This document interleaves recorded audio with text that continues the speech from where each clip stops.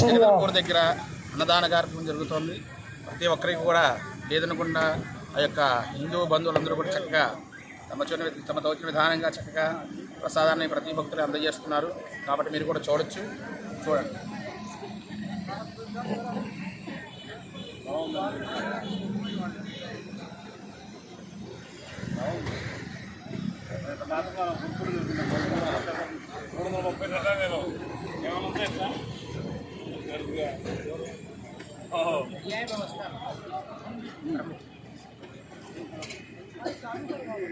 Okay.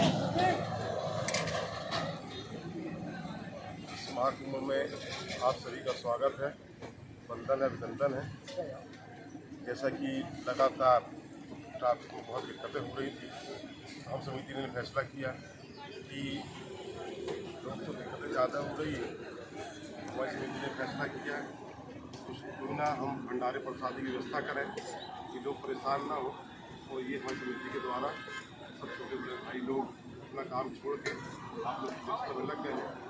और हम आप लोग से निवेदन करते हैं कि आप सरलता से, सहजता से और धीरे चल के जाएँ, क्योंकि ट्रैफिक तेज है और अब रोड भी प्राण बन गई हैं, रोड भी अच्छी हैं, कोई दुर्घटना ना हो और हमारे गाँव में कोई परेशान ना हो। ऐसा हो, आपकी यात्रा मंगलमय हो, कि जो भाव, जो मनोकामना से आप इस महाकुंभ में जा रहे हैं, सारी आपकी मनोकामना पूरी हो। और आप लोग भी हमारे नाम से, जैसा कि हमारे अध्यक्ष जी ने बोला है कि हमारे नाम से, हमारी समिति के नाम से भी डुबकी लगाएं आप, और हम लोग को भी ऐसा आशीर्वाद दें कि ऐसे हम लोग तन मन धन के साथ में लोग की सेवा करते रहें, क्योंकि मानव सेवा ही माधव सेवा है, नर सेवा ही नारायण सेवा है। इसको चरितार्थ करते हुए हम सब लोग को सहयोग। बोलिए गंगा मैया की जय। जय श्री राम। ప్రయాగ యాత్ర చాలా బాగుంది. ఇక్కడ మధ్యప్రదేశ్లో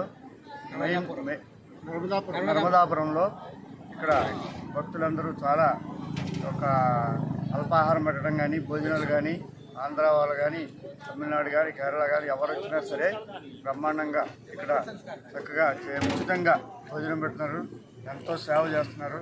చాలా బాగుంది. అందరూ కూడా ఇక్కడికి వచ్చి చేయవలసిందిగా ప్రార్థించారు.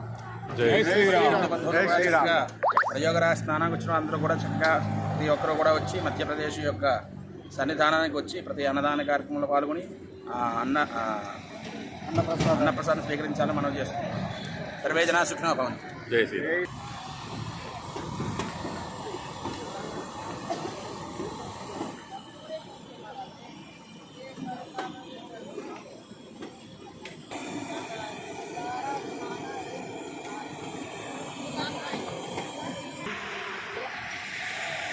Thank you.